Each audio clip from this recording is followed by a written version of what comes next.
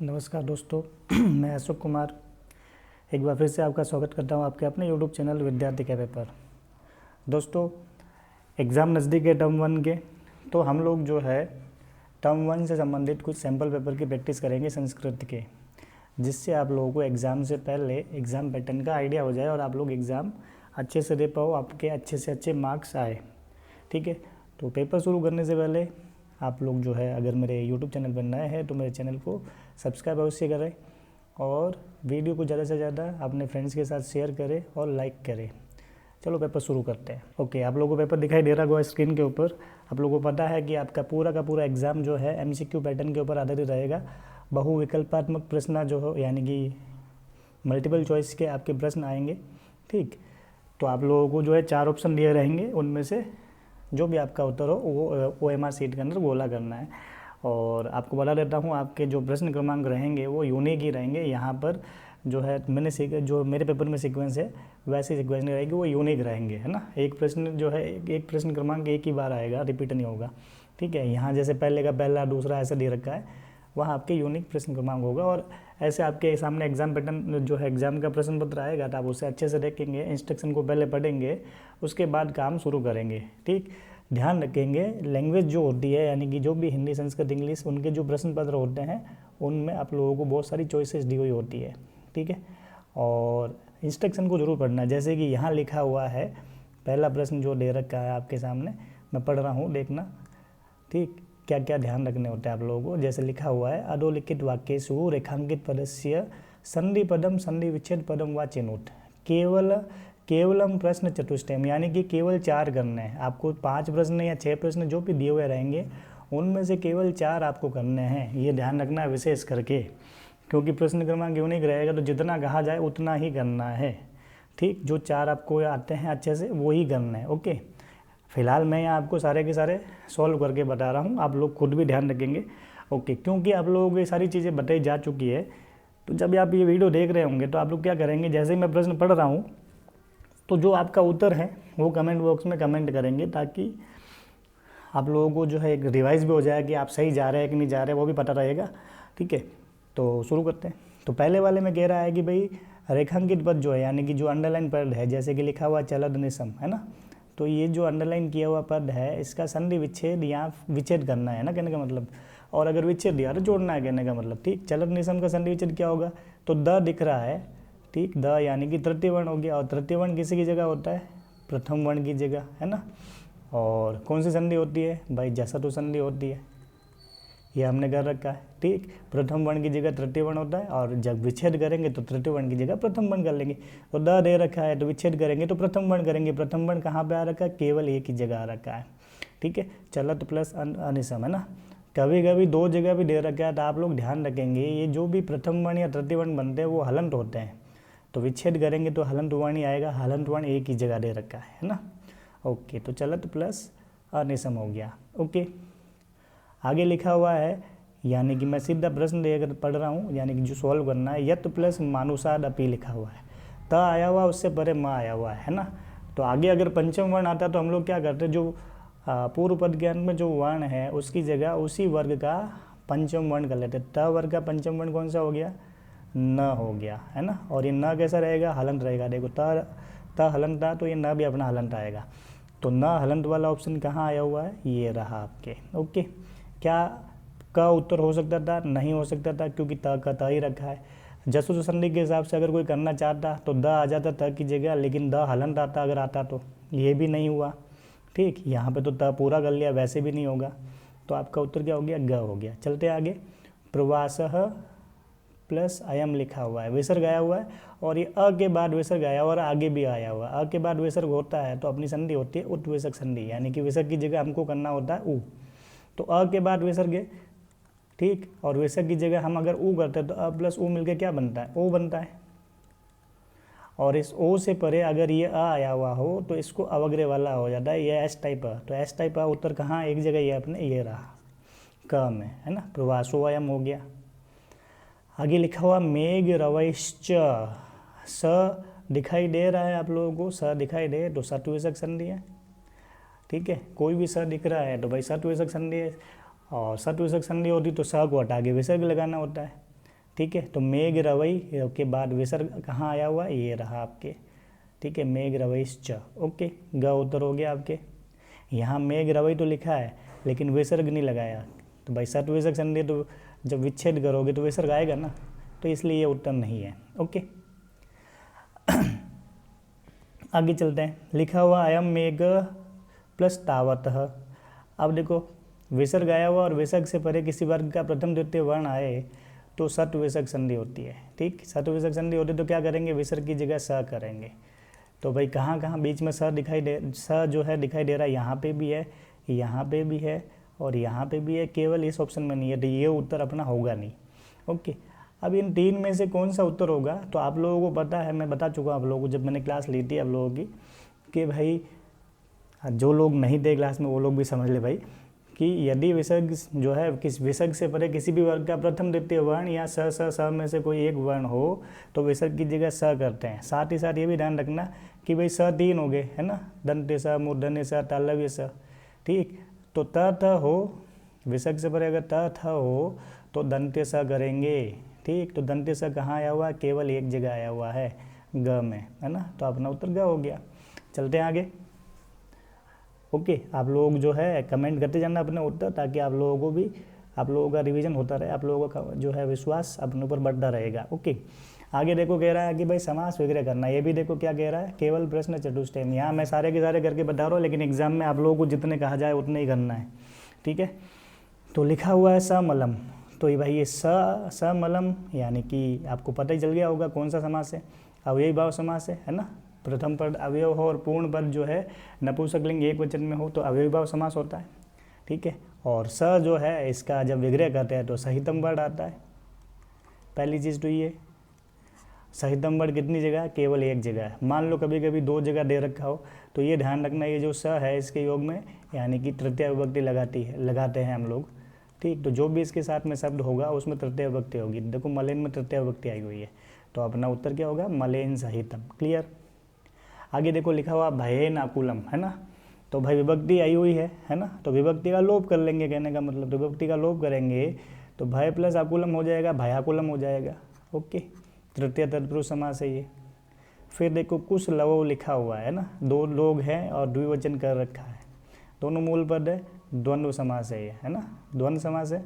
और द्वंद्व समास है तो विग्रह करेंगे तो भाई अलग अलग करके लिखेंगे इसको। पहले कुश है तो कुश ही आएगा, तो कुशः च लवः च, ठीक है। आपको कंफ्यूज नहीं होना, देखो नीचे लवः च और कुशः च लिखा हुआ, लगता तो ये भी सही है, लेकिन जिस सीक्वेंस में आपका जो शब्द में दे रखा है वही सीक्वेंस हमको रखना है, इसलिए कंफ्यूज नहीं होना एग्जाम में, ठीक है। कुशः च लवः च उत्तर होगा आपका। आगे देखो लिखा हुआ है, एक मिनट थोड़ा नीचे स्क्रॉल कर लेता हूँ इसको, लिखा हुआ है क्षेत्रस्य कर्षणम, यानी कि भाई खेत की जुताई, क्षेत्रस्य कर्षणम, विभक्ति का लोप कर लो, ठीक है। तो क्या बन गया, क्षेत्रकर्षणम, ठीक है, क्षेत्रकर्षणम हो गया, षष्ठी तत्पुरुष समास था ये। ऐसे कैसे देखो लिखा हुआ सवाष्पम, ठीक है, सवाष्पम है, तो भाई स का जो है क्या आ जाएगा, सहितम। मैंने आपको पहले बताया था कि कभी कभी दो जगह सहितम दे सकता है। देखो सहितम, अब यहाँ तो ये उत्तर होगा अपना या फिर ये होगा, ये दो तो कट गए। बताया था ऊपर वाले एग्जाम्पल के अंदर कि भाई कभी कभी दो जगह सहितम लिख लिया होता है तो बच्चा खाली सहितम देख के उत्तर क्लिक कर लेता है। तो अब आपको ध्यान रखना भाई स के योग में तृतीय विभक्ति होती है, और तृतीय विभक्ति कौन से वाले ऑप्शन में, ये रहा ग में, समझ गए। तो अपना उत्तर क्या हो गया, वाष्पेन सहितम। समझ में आ रहा होगा आप लोगों को, ठीक है। तो ध्यान रखेंगे इस चीज़ को, ओके। और जितने प्रश्न कहे उतने ही करना है। अब तीसरा प्रश्न देखो, इसमें क्या कह रहा है, प्रश्न चतुष्टय मतलब केवल 4 करने, ठीक है। प्रकृति प्रत्यय बताने आप लोगों को। चलते हैं प्रकृति प्रत्यय में, ओके। सबसे पहला है लिखा हुआ बुद्धिमान, है ना, ये मानवान जो है किस में आता है भाई, मतु प्रत्यय में आता है ना, मान जो है, तो भाई मतु प्रत्यय एक ही जगह दे रखा है, बुद्धि प्लस मान। लिखा हुआ मिलिता, है ना, लिखा हुआ है ना, नवमालिका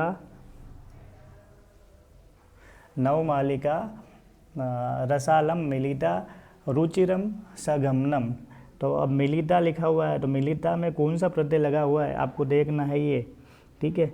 तो देख लीजिए कौन सा प्रत्यय, पुल्लिंग शब्दों को स्त्रीलिंग में कन्वर्ट करने के लिए कौन से प्रत्यय का प्रयोग किया जाता है, टाप प्रत्यय का प्रयोग किया जाता है। अब टाप दो जगह लिखा हुआ है अपने, है ना, यहाँ पे भी हो गया, यहाँ पे भी हो गया, ठीक है। तो मिलित प्लस टाप है, ओके। मिलिता, क्योंकि टाप में केवल आई शेष रहेगा, ठीक है। अब ये मिल होता तो मिला हो जाता, है ना, तो भाई आ शेष रहेगा तो मिलिता बन जाएगा, ओके। समझ में आ गया होगा। ऐसे किसे देखो लिखा हुआ है बल प्लस मतुप। अब मैंने कहा था भाई कि जो है अपना जो मतुप प्रत्यय है उसमें मान या फिर जो है अपना वान रहता है ना, स्त्रीलिंग में होगा तो मति, फिर यहाँ वती हो सकता है। तो वत कहाँ लगता है, मत कहाँ लगता है, ये आप लोगों को पता ही है, ठीक। तो यहाँ आप लोगों का हो जाएगा बलवती। बताया था ना कि भाई अगर जो है अंत में अ आया हुआ हो, जो शब्द में जुड़ रहा है, तो वहाँ आपका वत हो जाता है तो बलवती हो जाएगा, है ना, ओके। आगे लिखा हुआ है लघु प्लस त्वा प्रत्यय। अब त्वा प्रत्यय क्या होता है, त्वा प्रत्यय भाववाचक संज्ञाएं बनाने के लिए प्रयुक्त होता है। कंफ्यूज नहीं होना, अंत में त्वा आता है ऐसा ना सोचना कि कत्वा प्रत्यय है। कत्वा प्रत्यय धातुओं में जुड़ता है, ठीक। तो जहाँ आपका त्वा प्रत्यय लगेगा तो भाववाचक संज्ञा बनेगी। और ये त्वा प्रत्यय जो प्रत्यांत शब्द होते हैं ना, नपुंसकलिंग एक वचन में होता है हमेशा, नपुंसकलिंग में, ये ध्यान रखना, ठीक है। तो भाई आपने 4 ऑप्शन में नपुंसकलिंग वाला उत्तर एक ही जगह दिख रहा है ना, नपुंसकलिंग एक वचन वाला लघुत्वम, तो सीधा सीधा उत्तर हुआ कि नहीं हुआ, ठीक है। लघुत्वम कौन सा प्रत्यय हो गया, लघु प्लस त्वा, तो प्रत्यय हो गया कहने का मतलब, ठीक। तो लघुत्वम नपुंसकलिंग एक वचन बनेंगे। अब यहाँ देखो महत्वम लिखा हुआ है ना। अब त्वम, आपको इतना तो पता चल गया भाई त्वा प्रत्यय है, ठीक। अब त्वा यहाँ पे भी है और यहाँ पे भी है और यहाँ पे भी है, ठीक। तो अब देखो यहाँ देखो डबल ता है ना, डबल ता दिख रहा है, डंडी टाइप दिख रहा है यहाँ पे। डबल ता मतलब एक तो त्वा का ता हो गया और एक महत का ता हलंत हो गया, ठीक। तो भाई महत का ता हलंत यहाँ है और त्वा का ये ता यहाँ है, 2 ता ही है ना। अब यहाँ देखो डबल ता पहले से दिख रहा है, महत प्लस ये डबल ता दिख रहा है, तो ये उत्तर नहीं है, महत में केवल एक ही ता है। अब यहाँ एक ता था तो आगे प्रत्यय अलग ही है, ठीक। ये मह शब्द नहीं होता, महत शब्द होता है, तो आपका ग उत्तर है, ठीक है। चलते हैं आगे, वाच्य संबंधी सवाल है। इसमें भी क्या कह रहा है, केवल प्रश्न त्रयम, केवल 3 प्रश्न करने हैं। हम यहाँ पूरे के पूरे कर रहे हैं, आपको एग्जाम में 3 ही करने हैं। लिखा हुआ है बालकः खाली जगह खादति, ठीक है। अब देख लिया हमने परस्मैपदी धातु का प्रयोग किया हुआ है, तो कर्ता के अनुसार क्रिया का प्रयोग किया हुआ है। तो कर्ता में प्रथमा विभक्ति और क्रिया कर्ता के अनुसार है, तो कर्म में कौन सी विभक्ति होती है, द्वितीय विभक्ति होती है। कर्तरीवाच्य हुआ कि नहीं हुआ, ये कर्तरीवाच्य है ना, क्रियाकर्ता के अनुसार है, ठीक। और कर्ता में प्रथमा विभक्ति होती है, तो कर्तरीवाच्य में कर्म में कौन सी होती है, द्वितीय विभक्ति होती है। तो द्वितीय विभक्ति कहाँ पे, पायसम, है ना। द्वितीय विभक्ति जो है एक वचन पहचानने का तरीका तो मैं आप लोगों को बता चुका हूँ कि मूल शब्द में अगर म हलंत लग जाता है तो द्वितीय विभक्ति हो गई, द्वितीय का एक वचन हो जाता है, ओके। आगे चलते हैं। जब कर्ता मिसिंग हो तब थोड़ा ध्यान से देखेंगे। लिखा हुआ है दृश्यन्ते। अब दृश्यन्ते ये आत्मनेपदी में आया हुआ है, देखो यह की एंट्री भी होगी, ते अंत जो आया हुआ है ना। तो दृश्यन्ते यानी कि आत्मनेपदी हो, तो आत्मनेपदी हो तो समझ लेना या तो कर्मवाच्य होगा या फिर भाववाच्य होगा, ठीक। और चाहे कर्मवाच्य हो चाहे भाववाच्य हो, उसमें कर्ता में कौन सी विभक्ति होती है, कर्ता में तृतीय विभक्ति होती है, ठीक है। और तृतीय विभक्ति वाला कर्ता कौन सा है यहाँ पे, अहम प्रथमा विभक्ति में है, ये नहीं होगा उत्तर। माम द्वितीय विभक्ति में ये भी नहीं होगा। मह्यम चतुर्थी विभक्ति है, ये भी नहीं होगा। तो अपना उत्तर क्या हो गया, मया। तो मया चित्राणि दृश्यन्ते, ये कर्मवाच्य है। और भी आइडेंटिफाई करना है, तो देखो चित्राणि बहुवचन है और दृश्यन्ते में भी बहुवचन किया हुआ है, यानी कि क्रिया जो है आपके कर्म के अनुसार आई हुई है। लिखा हुआ है मात्रा रोटिका खाली जगह। अब आपको उत्तर ढूंढना है। अब देखो कर्ता में कौन सी विभक्ति है, तृतीय विभक्ति है। अब कर्ता में तृतीय विभक्ति होती है तो कौन सा वाच्य होता है, कर्मवाच्य या भाववाच्य। अब क्योंकि कर्म दिया हुआ है तो ये कर्मवाच्य है, ठीक, ओके। और कर्मवाच्य जो है होने पर कर्म में आपकी प्रथमा विभक्ति आएगी, ओके। तो प्रथमा विभक्ति आएगी, तो रोटी का बहुवचन है तो पच्यन्ते हो जाएगा आपका बहुवचन में, ध्यान रखेंगे ये। देखो कर्ता में प्रथमा विभक्ति थी इसलिए हमने, सॉरी कर्ता में तृतीय विभक्ति थी इसलिए हमने देख लिया यहाँ पे कर्म में प्रथमा आई हुई है और कर्म के अनुसार क्रिया आएगी। तो प्रथमा विभक्ति बहुवचन है कर्म में, तो क्रिया भी आपकी बहुवचन की है, ओके। आगे देखो लिखा हुआ है फलानी आनियति। अब आनियति लट लकार जो है उसकी तरह चल रहे हैं ना, लट लकार परस्मैपदी की तरह, पट्टी पटत पटंते की तरह, तो यानी कि कर्तरीवाच्य हो गया। और कर्तरीवाच्य जो होता है तो कर्ता में कौन सी विभक्ति होती है? प्रथमा विभक्ति। प्रथमा विभक्ति का कर्ता कौन है? पिता। ओके, तो लिख लिया पिता, अपना उत्तर हो गया पिता। ओके, चलते हैं आगे। मैं थोड़ा फास्ट चल रहा हूँ क्योंकि भाई वीडियो लंबा बनेगा नहीं तो। ओके, समझ में तो आ ही रहा होगा आप लोगों को, थोड़ा ध्यान रखना है बस। एक मिनट, थोड़ा सा नीचे स्क्रॉल कर लेते हैं। ओके, आगे क्या कह रहा है इसमें भी देखो, केवल 4 प्रश्न करने हैं, यानी कि टाइम बताना है ना, कालबोधक शब्द चुनना है आपको। ऑप्शन दिए हुए 4, ठीक। तो बजे को कहते हैं वादनम और सेंटेंस में वादने यूज़ होता है। ओके, फिक्स टाइम तो आपको पता ही है भाई, 8 बजे तो कहेंगे अष्टवादनम, सेंटेंस है तो अष्टवादने हो जाएगा। 8:30 30 मिनट ऊपर हो रखे होते हैं तो 30 मिनट को कहते हैं सार्ध, यानी कि 8:30 होता है तो कहते हैं सार्ध अष्टवादनम, है ना। यहाँ अष्टवादने सेंटेंस में होता तो ठीक। तो ये तो आप लोगों को बता चुके हैं। 15 होगा तो क्या हो जाएगा? सपाद, 15 मिनट ऊपर है, 8:15 होता है तो सपाद अष्टवादनम हो जाएगा। और अगर कम होते हैं तो पादोन वर्ड यूज़ करते हैं। ओके, चलते हैं आगे। तो अब यहाँ 8 बजे को क्या कहेंगे? फिक्स टाइम दे रखा है, अष्टवादने आ गया आपका सीधा सीधा, ठीक है। यहाँ देखो, कंफ्यूज नहीं होना है, अष्टवादने लिखा हुआ है, अपना उत्तर अष्टवादने होगा, है ना। आगे देखो, चेतक एक्सप्रेस सिटी रेलियानम, ठीक है। अब 4:45 लिखा हुआ है ना, यानी कि 4:45, 5 में 15 मिनट कम, ठीक। तो कम के लिए पादोन वर्ड यूज़ होता है। पादोन 2 जगह आया हुआ है, ठीक है। अब पादोन चतुर्वादने या पादोन पंचवादने, ये ध्यान रखना, ठीक है। तो भाई ये देखो 4:45 है, 4:45 मतलब क्या हो गया? किस में कम है? 5 में 15 मिनट कम है ना। तो पादोन पंचवादने हो जाएगा, अपना उत्तर घ हो जाएगा, चतुर्वादने नहीं, ठीक है। चतुर्वादने यानी कि 4 में 15 मिनट कम होता तो ऐसा लिखा हुआ था 3:45 होता है, यानी कि 3:45 होता है ना। तो पादोन पंचवादने उत्तर हो जाएगा, ठीक है। सपाद चतुर्वादने मतलब 4:15 होता है ना, 4:15। और सार्ध चतुर्वादने का मतलब होगा 4:30, है ना, वो नहीं होगा दोनों उत्तर। अपना उत्तर क्या हो जाएगा? पादोन पंचवादने, पश्च लिखा हुआ है, पंच कर लेना इसको, ठीक है। 7:30 लिखा हुआ है, यानी कि 7:30, आधा घंटा ऊपर हो गया, ठीक। तो 7 बजे को कहते हैं सप्तवादने, आधा घंटा ऊपर हो गया, आधे घंटे यानी कि 30 मिनट ऊपर हो गया तो सार्ध सप्तवादने हो जाएगा। तो सार्ध सप्तवादने एक ही जगह है ना। चलते हैं आगे। अब देखो 15 मिनट ऊपर हो रहे हैं, 15 मिनट है ना, उसको क्या कहेंगे? सपाद कहेंगे। अब 6:15 है तो सपाद षड्वादने, है ना, एक ही जगह सपाद। आगे देखो 1:15 है, अब 15 मिनट ऊपर हो रहे हैं तो सपाद वर्ड यूज़ करेंगे। कितने बज के 15 मिनट ऊपर हुए हैं? तो सपाद 1:01। क्लियर हो गया? आगे चलते हैं। लिखा हुआ है उचित अवयव पदम चिन्ह होता है ना, यानी कि उचित अवयव पद आपको खाली जगह में भरना है, ठीक है। लिखा हुआ है आगे, और इसमें भी देखो क्या लिखा हुआ है, केवल प्रश्न त्रयम, यानी कि 3 प्रश्न ही करने हैं, 4 दिए हुए होंगे। लिखा हुआ है दुर्वहम, खाली जगह जीवितम जातम प्रकृति रेव शरणम। तो देखो अब तरही का मतलब होता है तो फिर, सनई का मतलब धीरे, सहसा यानी अचानक, अत्र यानी यहाँ, दुर्वम यानी कि कठिन हो गया, जीवन जो है जीना यहाँ पे कठिन हो गया, प्रकृति ही शरण है। तो भाई अत्र का मतलब होता है यहाँ, तो यहाँ जो है अत्र आ जाएगा आपका, ठीक है। बाकी वर्ड लगा के देख लो, सेंटेंस जो है सही अर्थ नहीं देगा आप लोगों को, ठीक है। आगे देख लेते हैं, ऊपर चलते वापस। लिखा हुआ यत्रा से साधुरता, खाली जगह गम्यताम, तत्र गम्यताम, ठीक। ये तो आप लोगों को सेंटेंस पढ़ना है और अवयव पर देखना है लगा के, सही अर्थ आ रहा है वो अवयव आपका, जिस अवयव को भरने से सही अर्थ आ रहा हो वही आपका उत्तर होगा। सह दीनः इति जानात, खाली जगह कृषकतम बहुधा पीड़यति, है ना। स्व मतलब होता है कल, आने वाला कल, कुतः यानी कहाँ से, यह मतलब बीता हुआ कल, अपी का मतलब होता है भी। तो आप भी लगाओगे तो आपको अपने आप पता चल जाएगा इसका अर्थ जो है ये लगाने से पूर्ण हो रहा है, यानी कि वह जो है कमज़ोर है या जो भी है, ये जानते हुए भी किसान उसको बहुत पीड़ा दे रहा है ना। रामम उपसृत्य प्रणम्य च, इमें च आ जाएगा, राम के पास जाकर और प्रणाम करके, है ना। चलते हैं आगे।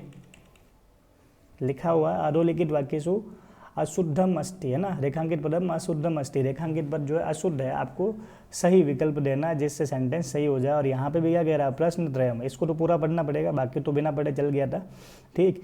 देखो लिखा हुआ है त्वम पाठम पठति। अब देखो पठति जो है अशुद्ध हुआ कि नहीं हुआ? देखो आपका कर्ता जो है मध्यम पुरुष का एक वचन है, तो क्रिया भी मध्यम पुरुष की एक वचन की होगी। तो पट धातु की मध्यम पुरुष एक वचन की क्रिया क्या होती है? पटसी पटत पटत, है ना, पटसी जो है और पठत भी होती है ना। तो मध्यम पुरुष का एक वचन पटसी होता है। तो आपका उत्तर हो गया ख। आगे देखो लिखा हुआ है फलाह, है ना, करगंडे संति। अब देखो संति यानी कि बहुवचन हो गया। अब आप लोगों को लगेगा फला भी तो बहुवचन है ना, तो फिर कोई गलती है ही नहीं इस हिसाब से तो। लेकिन ध्यान रखना फल नपुंसकलिंग शब्द है, तो फलम फले फलानी, फलानी बहुवचन होता है, तो फलानी उत्तर हो गया। आगे देखो लिखा तऊ गच्छति। तऊ जो है आपका प्रथम पुरुष कौन सा वचन है? द्विवचन है। तो क्रिया भी प्रथम पुरुष द्विवचन की होगी, और प्रथम पुरुष द्विवचन की क्रिया कौन सी है? गच्छतः। ओके, घ उत्तर है, घर घड़ी वाला। आगे देखो लिखा राधा स्वः गच्छति। अब आप लोगों को लगेगा राधा प्रथम पुरुष एक वचन, क्रिया भी प्रथम पुरुष एक वचन, फिर कोई गलती नहीं है। फिर आप देखो यहाँ पे स्वः का मतलब होता है आने वाला कल। जब आने वाला कल है यानी कि टुमारो, ठीक, तो आने वाला कल मतलब भविष्यकाल हो गया। तो प्रथम पुरुष एक वचन तो आएगा, लेकिन भविष्यकाल का यानी लिट लकार का आएगा। लिट लकार यानी गमिष्यति। समझ में आ रहा है? ओके, आगे चलते हैं। पठित अवबोधनम, ये जो है आपकी किताब से संबंधित है, कर्ता क्रिया संबंधी जो भी सवाल होते हैं वो वाले हैं, ठीक। अब देखो प्रश्न निर्माण वाले सवाल है ये, इसमें भी केवल 5 प्रश्न करने, मतलब ये 6 दिए हुए होंगे, ठीक है। दुर्वहम लिखा हुआ, अब दुर्वहम के नीचे अंडरलाइन है, तो आपका जो है उत्तर जो है यानी कि विशेषण पद हो गया, यानी कि यहाँ तो कीदृश होगा या कीदृशम। अब देखो दुर्वहम में म हलंत है यानी कि नपुंसकलिंग के हिसाब से, तो आपको कीदृशम करना है, ठीक है। अब देखो क्षेत्र लिखा हुआ है, ठीक है। अब क्षेत्र लिखा हुआ हो यानी कि क्षेत्र यानी कि स्थान का नाम ले रखा है और सप्तमी विभक्ति आई हुई है, तो आपका उत्तर क्या हो जाएगा? कुत्र हो जाएगा। आगे देखो मानुसार लिखा हुआ है। अब मानुसार में कौन सी विभक्ति है? पंचमी विभक्ति है, तो आपका उत्तर भी पंचमी विभक्ति होगा। इनमें से कौन से में पंचमी विभक्ति है? कस्मात, है ना। ओके, कुतः कब आता? जब किसी स्थान से अलग होने का भाव होता है। अब ये मनुसार मतलब मनुष्य से हो गया, है ना, स्थान नहीं है, इसलिए कुतः नहीं आएगा। आर्यस्य वंदनाया लव इत्यात्मनम श्रावयामी। अब देखो आर्यस्य में कौन सी विभक्ति है? षष्ठी विभक्ति है, और पुल्लिंग शब्द है कि स्त्रीलिंग है? तो भाई पुल्लिंग शब्द है, तो किम शब्द की षष्ठी विभक्ति का पुल्लिंग का एक वचन क्या होता है? कस्य होता है। सीधा सीधा आइडेंटिफाई कर सकते हैं हम लोग इसको। तो आगे देखो अन्यभ्यो लिखा हुआ है। अन्यभ्य हो गया, एक तरह से विसर्ग आया हुआ है था, वो टू विसर्ग संधि हो रखी है, तो अन्यभ्य पीछे भ्य आया हो तो भाई केभ्य, है ना। ओके, तो ग उत्तर हो गया। काव्य नहीं होगा ना, ये राम की तरह यानी पुल्लिंग शब्द है, अन्यभ्य। ओके, फिर देखो लिखा हुआ तपोवने, सप्तमी विभक्ति और ना जो है स्थान के नीचे सप्तमी विभक्ति आई हुई हो, कुत्र का प्रयोग करेंगे। ओके, अब जैसे कश्याम में भी किसी को लग सकता है सप्तमी विभक्ति, ऐसा हो नहीं सकता था क्या? देखो ये पुल्लिंग के हिसाब से दे रखा है, ठीक है, तो कुत्र आएगा, ठीक है। चलते हैं आगे। हाँ, आगे लिखा हुआ है कि भाई रेखांकित पद का प्रसंग अनुसार उत्तर देना है, यानी कि जैसा ये बता रहा है वैसा करना है, ठीक है। तो ये टूर्णम जो है इसका सिमिलर वर्ड कौन सा हो जाएगा इन चारों में से? टूर्णम मतलब क्या हो जाएगा? यानी कि तीव्र गति से हो जाता ना, मतलब शीघ्रता से कहने का मतलब, तो खा उत्तर हो गया, है ना। यानी कि भयंकरा व्याघ्रमारी टूर्णम धाविता, मतलब जो भी भयंकर जो व्याघ्र मारी थी तेजी से भागी कहने का मतलब। चलते हैं आगे। हाँ, अब देखो यहाँ जो ये नष्टः का मतलब क्या हो गया? व्याघ्रमादि काचिदयम मत्वा व्याघ्रो भयाकुलो चित्तो नष्टः, यानी कि वो भाग गया वहाँ से डर के कहने का मतलब। तो यहाँ नष्ट से तात्पर्य होगा पलायितः, है ना। ओके, और ये देखो भ्रंशम जो है इसका मतलब यहाँ होता है बहुअधिकम, है ना। भणति, है ना, भणति मतलब बताया था, कथयति यानी कहती है यानी कि बोलती है, तो यहाँ हो जाएगा कथयति। कांतार का मतलब आपको पता ही है जंगल, है ना, कांतार है तो वने हो जाएगा यहाँ पे। ये केवल और केवल आप लोगों को जो किताब में शब्द रूप दे रखे हैं उसके पीछे से शब्द रूपों को पढ़ो और प्रैक्टिस करो, कुछ नहीं आराम से कर सकते हो। क्रुद्ध कृषिवलः तम उत्थापितुम बहुवारम यत्नम अकरोत् अस्मिन् वाक्ये विशेष्य पदम किम।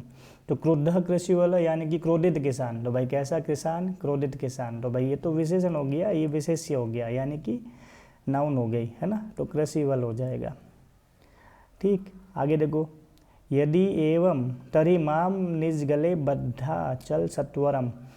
अत्र शीघ्रम इति पदे से पर्यायपदम किम, यानी कि यहाँ शीघ्र का पर्यायवाची क्या है, तो ये सत्वरम लिखा हुआ है ना, इसका मतलब शीघ्रता ही होता है, सत्वरम उत्तर हो जाएगा। जानामि अहम, तो जानामि प्लस अहम, पहले संधि कर लेते हैं, जानामि प्लस अहम, है ना। क्रियापदम किम, तो भाई क्रिया है तो देख लो, लट लकार लगा हुआ ना, उत्तम पुरुष एक वचन, तो जानामि हो गया। ठीक है, ओके, फटाफट कर लेते, ये वाला भी थोड़ा सा बचा है। हाँ, सकृच्छेण भारवम उद्वती, यानी कि सरलतया इति वाक्य से किम विलोम पदम, यानी कि जो है सरलतया, इस शब्द का विलोम क्या है, तो कृच्छेण मतलब होता है कठिनता से। ठीक है, आगे लिखा हुआ याना नाम भक्ते ही अनंता, इस वाक्य में, अस्मिन वाक्य विशेषण पदम किम, इस वाक्य में विशेषण पद कौन सा है। ठीक है, तो अनंत पंक्तियाँ, तो अनंता हो गया। ओके, आगे लिखा हुआ है सव्याघ्र ततः कृत्वा काननम ययो, यानी कि भाग गया, है ना। तो कौन भाग गया, तो भाई व्याघ्र। अब किसी को लग सकता है कि भाई सह भी तो हो सकता था। ठीक है, तो कौन भाग गया, व्याघ्र। कौन सा जो है व्याघ्र, वह व्याघ्र, तो यहाँ ये सार्वनामिक विशेषण है सह, समझ गए, उत्तर हो गया अपना व्याघ्र। ओके, अति दीर्घ प्रवासो अयम दारुणश्च, विशेष्य पदम किम, तो भाई अति दीर्घ प्रवास, तो प्रवास यहाँ पे विशेष्य पद है। लास्ट में देखो, दूरांते दशनारमुना स्यादेव जनग्रसनम, है ना। अत्र दंते इत्यर्थे किम पदम दत्तम, दंतई का समानार्थक शब्द कौन सा है, तो दशनई का मतलब भी दंत होता है। ओके, तो ये आप लोगों का CBSE का सैम्पल पेपर 1 था। मैं जो है 7-8 पेपर आप लोगों को ऐसे करवाऊँगा। आप लोग इन पेपर को घर पे नोटबुक में भी करें और इस तरीके से एग्ज़ाम की तैयारी करें। जो डाउट हो नोट करें, मुझसे पूछे। ठीक है, तो आज के लिए बस इतना ही, हम लोग आगे अगले वीडियो में मिलेंगे। आप लोगों को डाउट हो तो मुझे कॉल मैसेज कर सकते हो। ओके, धन्यवाद।